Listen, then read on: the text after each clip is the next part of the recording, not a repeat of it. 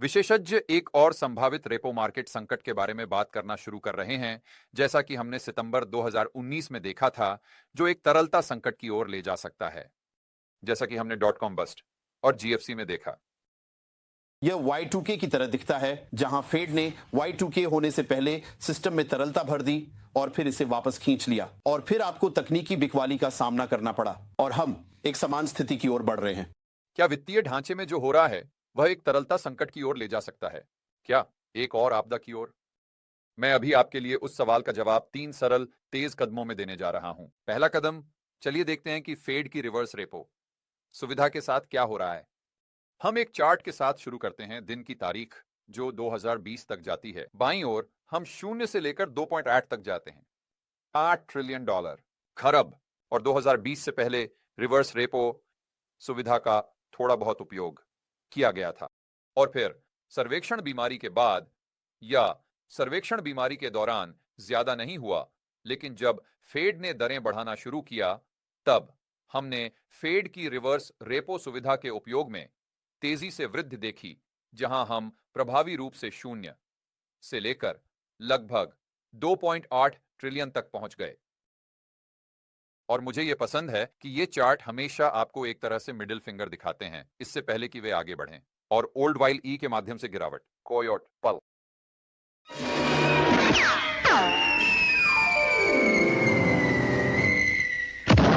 और यह हमें लगभग 2024 तक ले जाता है, जहां यह गिरता रहता है, लेकिन यह कम तेजी से गिरता है। और हम आज की तारीख पर पहुंचते हैं जहां हम 100 बिलियन से नीचे गिर गए हैं। और यह महत्वपूर्ण है।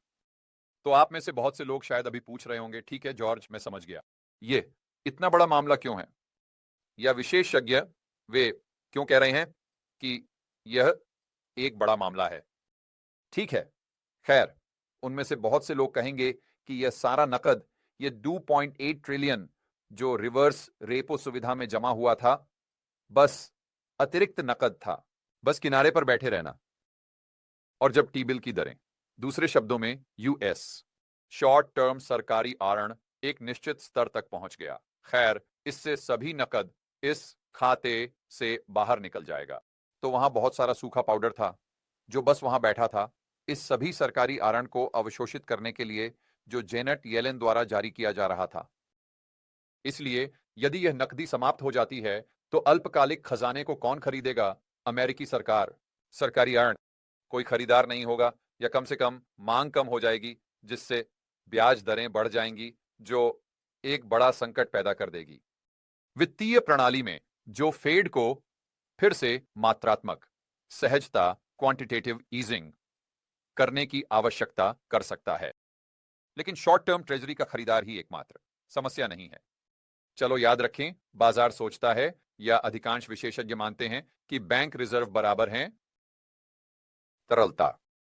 तो जितने अधिक बैंक रिजर्व फेड के बैलेंस शीट पर बड़े मेगा बैंकों के रिजर्व खातों में हैं, उतनी ही अधिक डॉलर की तरलता होती है हमारे पास है। और फिर निश्चित रूप से जितने कम बैंक रिजर्व होंगे, उतनी ही कम तरलता हमारे पास होगी। और इनमें से बहुत से विशेषज्ञ मानते हैं कि 19 सितंबर को हमारे पास जो बड़ा संकट हुआ था, वह रेपो बाजार में तरलता की कमी या नकद की कमी के कारण था। ठीक है, अब जब हम इस ढांचे को समझ गए हैं, तो चलो इसे एक कदम आगे बढ़ाते हैं, क्योंकि फेड क्वांटिटेटिव टाइटनिंग QT कर रहा है, जो कि क्वांटिटेटिव ईजिंग QE का विपरीत है, जहां वे अपने बैलेंस शीट के आकार को कम कर रहे हैं। वे इन ट्रेजरी को परिपक्व होने दे रहे हैं और अपने बैलेंस शीट से हटा रहे हैं। इसलिए अगर वे परिपक्व हो रहे ट्रेजरी को बदलने के लिए और अधिक नहीं खरीद रहे हैं, तो वे उन बैंक रिजर्व को ले रहे हैं या सिस्टम से तरलता। और आप टीजीए के लिए भी यही बात कह सकते हैं। अगर जेनेट येलेन या अब स्कॉट बेजेंट टीजीए के स्तर को बढ़ा रहे हैं, तो इससे भी खातों से रिजर्व बाहर निकलेंगे, बड़े बैंकों के। लेकिन जो हुआ है वह यह है कि लगभग 2.8 ट्रिलियन रिवर्स रेपो से बाहर आया है, और गया कहां? बड़े बैंकों के रिजर्व खातों में। तो चलो इसे समझने की कोशिश करते हैं।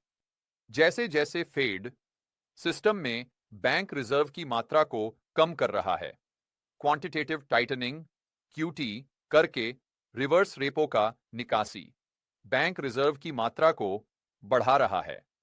वे खाते, उनकी देनदारी, फेड की जो बड़े बैंकों के लिए संपत्तियां हैं। तो आपके पास यह स्थिति है जहां रिवर्स रेपो खाता कम होना वास्तव में फेड द्वारा किए जा रहे क्यूटी को संतुलित कर रहा है। तो कुल मिलाकर बैंक रिजर्व की मात्रा लगभग वैसी ही रहती है, या इसे कहने का एक और तरीका है, वे सिस्टम से तरलता को नहीं निकाल रहे हैं जो वे अन्यथा निकालते अगर वे केवल क्वांटिटेटिव टाइटनिंग कर रहे होते बिना नकद के बाहर बहने के। रिवर्स रेपो खाते के बारे में। लेकिन अब चलो अगले कदम के बारे में सोचते हैं।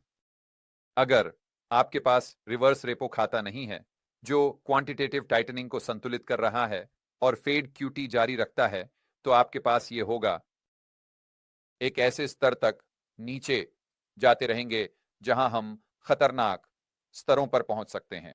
वे स्तर जो हमें 19 सितंबर को रेपो स्पाइक के दौरान देखने को मिले, जो लगभग फटने वाले थे पूरे वित्तीय प्रणाली। अब मैं बहुत स्पष्ट होना चाहता हूं।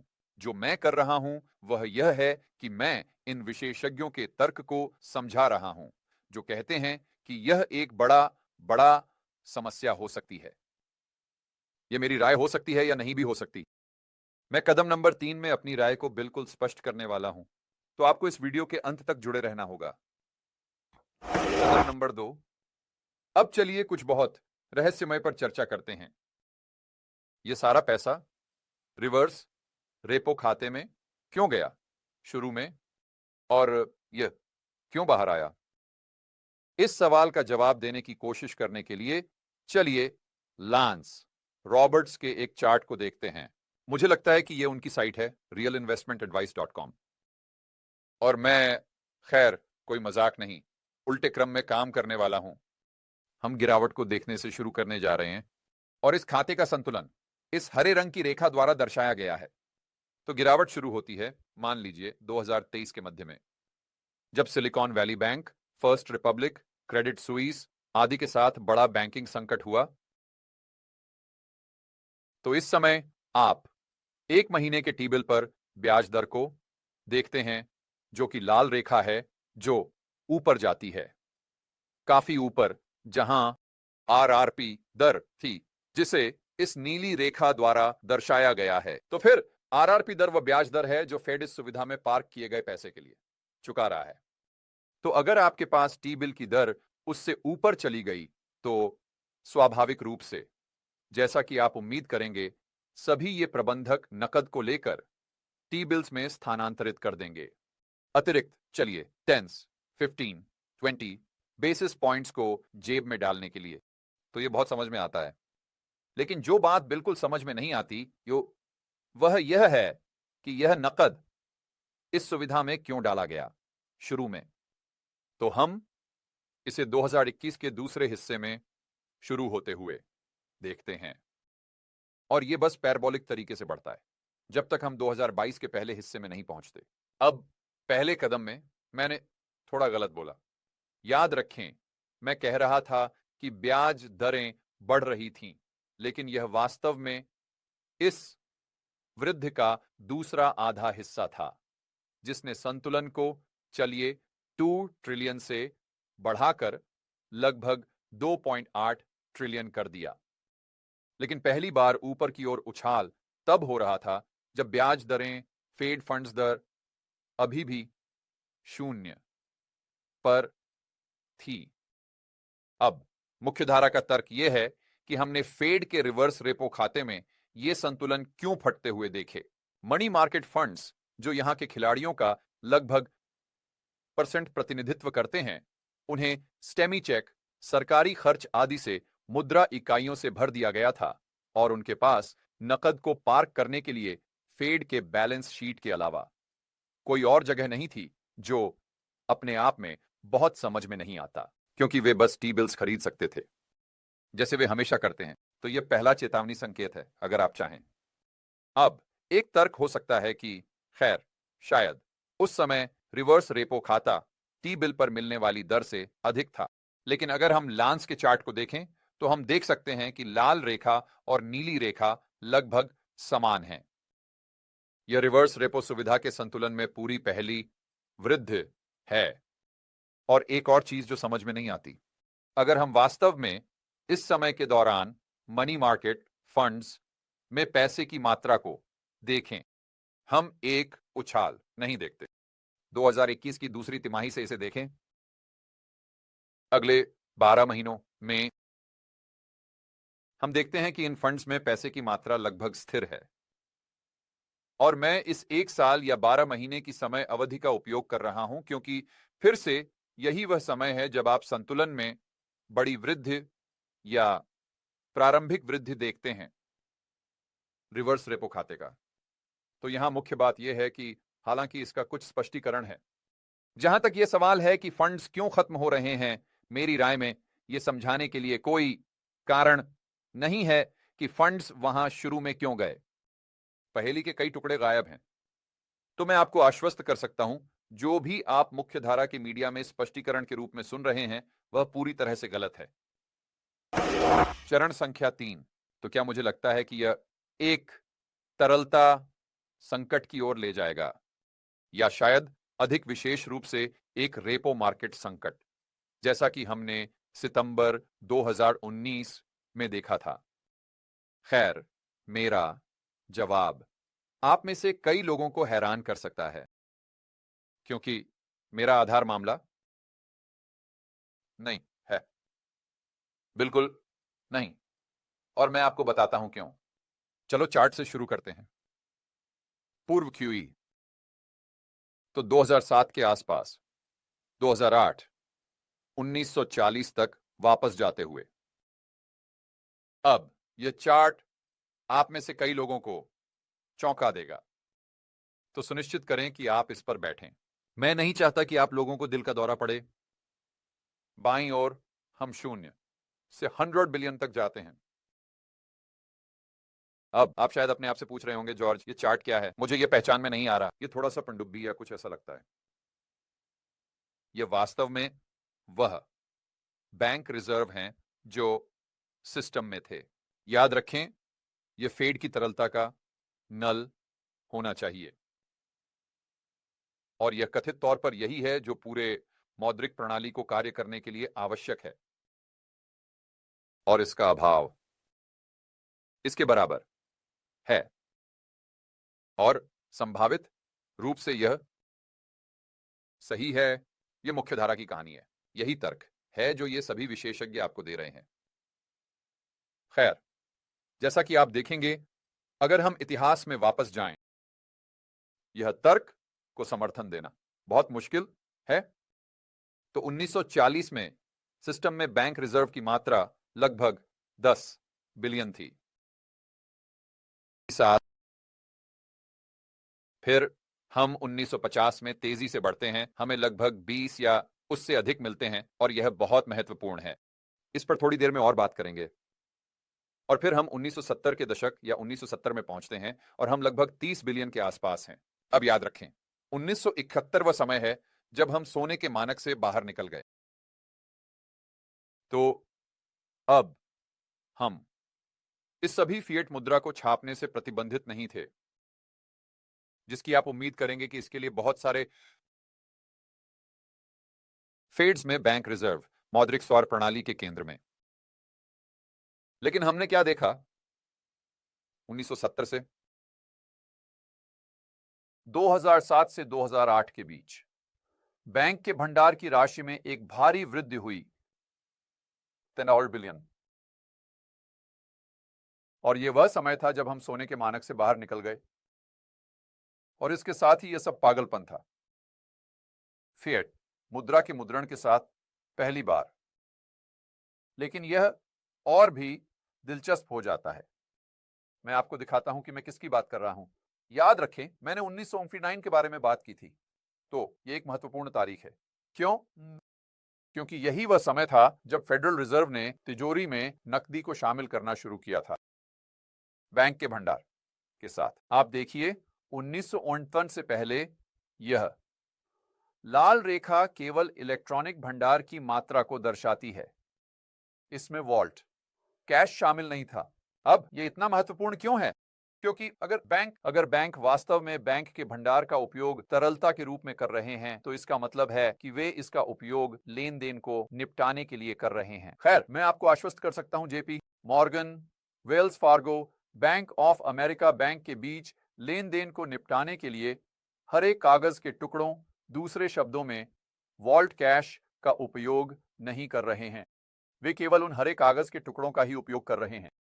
तो अगर आप अपनी स्थानीय शाखा में जाते हैं और कहते हैं, अरे मुझे $500 नकद चाहिए, या आप एटीएम पर जाते हैं तो उनके पास है नकद, लेकिन फिर से अंतरबैंक निपटान के लिए वे हरे कागज के टुकड़ों का उपयोग नहीं कर रहे हैं, वे इलेक्ट्रॉनिक भंडार का उपयोग कर रहे हैं। तो अगर हम वास्तव में तरलता के बारे में गंभीर होने जा रहे हैं, जो कि फेड बैंक के भंडार के साथ प्रदान करता है, तो हमें इलेक्ट्रॉनिक भंडार पर पूरी तरह से ध्यान केंद्रित करना होगा। इस काले रेखा पर ध्यान दें। 1929 में यह लगभग 20 अरब के आसपास से शुरू होता है।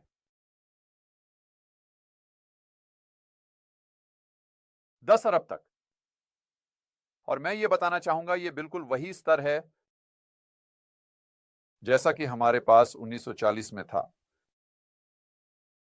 आप शायद अपने आप से पूछ रहे होंगे, जॉर्ज, ये काली रेखा क्या दर्शाती है? ये इलेक्ट्रॉनिक की मात्रा है। बैंक के भंडार जो फेड के बैलेंस शीट पर मेगा बैंकों के खातों में थे। तो मैं यहां जो कह रहा हूं वह यह है कि अगर आप मानते हैं कि यह वास्तव में तरलता है, तो आपको इस पर विश्वास करना होगा। सिस्टम में तरलता की मात्रा 1939 से 2007 तक, 2008 में वास्तव में यह घट गया। अब कोई भी तीसरी कक्षा का बच्चा, मैं आपको बता सकता हूं कि यह असंभव है। 2008 में M2 मुद्रा आपूर्ति 7.5 ट्रिलियन थी, और यह सिर्फ संयुक्त राज्य अमेरिका में है। वैश्विक स्तर पर डॉलर की मात्रा शायद 30-40 ट्रिलियन है। यह स्पष्ट रूप से 1969 में जो था उससे कहीं अधिक है। तो मुख्य बात यह है, यह तरलता के लिए यह मायने नहीं रखता, क्योंकि फेड नहीं बनाता दिन के अंत में तरलता। यह वाणिज्यिक बैंक है। वाणिज्यिक बैंक वित्तीय प्रणाली के लिए तरलता बनाते हैं। और अगर आपको सबूत की जरूरत है, मैं आपको केवल यह तथ्य बताता हूं कि 1940 से अब तक आरक्षित निधियों की राशि से 2008 तक बिल्कुल भी नहीं बदला, और 19 से 2008 तक वे वास्तव में घट गए, जबकि मौद्रिक प्रणाली तेजी से बढ़ी। तो फिर क्या इसका मतलब है कि वाणिज्यिक बैंक खुद ही अपनी जरूरत की सारी तरलता बना रहे हैं? फेड के बैलेंस शीट के साथ जो कुछ भी हो रहा है उसके बावजूद, विशेष रूप से जो कुछ हो रहा है उसके बावजूद, रिवर्स रेपो सुविधा के साथ। नमस्ते दोस्तों, मैं आप सभी को व्यक्तिगत रूप से इस साल के रिबेल कैपिटलिस्ट लाइव में शामिल होने के लिए आमंत्रित करना चाहता हूं। यह वह अद्भुत सम्मेलन है जो मैं हर साल आयोजित करता हूं। यह आपको एक बुलेट प्रूफ पोर्टफोलियो बनाने में मदद करता है। यह आपकी व्यक्तिगत स्वतंत्रता और आजादी को बढ़ाने में मदद करता है, और साथ ही यह आपके नेटवर्क के आकार को भी बढ़ाने में मदद करता है। दूसरे शब्दों में, आप बहुत से समान विचारधारा वाले व्यक्तियों से मिलते हैं। साथ ही रिबेल कैपिटलिस्ट यह ऑरलैंडो में 35 मई से 25 मई तक होगा। पिछले वक्ताओं में Robert Kiyosaki, Ron Paul, Peter Schiff, Mike Maloney, Lyn Alden जैसे लोग शामिल रहे हैं, बस कुछ नाम लेने के लिए। तो अपने टिकट जल्दी से जल्दी पाने के लिए और यह जानने के लिए कि इस साल के रिबेल कैपिटलिस्ट लाइव में कौन बोल रहा है, आप rebelcapitalistlive.com पर जा सकते हैं। और बस एक छोटी सी अंदर की जानकारी, अगर आप अपने टिकट जल्दी खरीदते हैं तो आपको छूट मिल सकती है, क्योंकि जैसे जैसे हम कार्यक्रम के करीब पहुंचते हैं टिकटों की कीमत बढ़ती जाती है। तो इंतजार मत करो, अभी rebelcapitalistlive.com पर जाएं और अपने टिकट खरीदें। और मैं आपसे ऑरलैंडो में 35 मई से 25 मई के बीच मिलूंगा।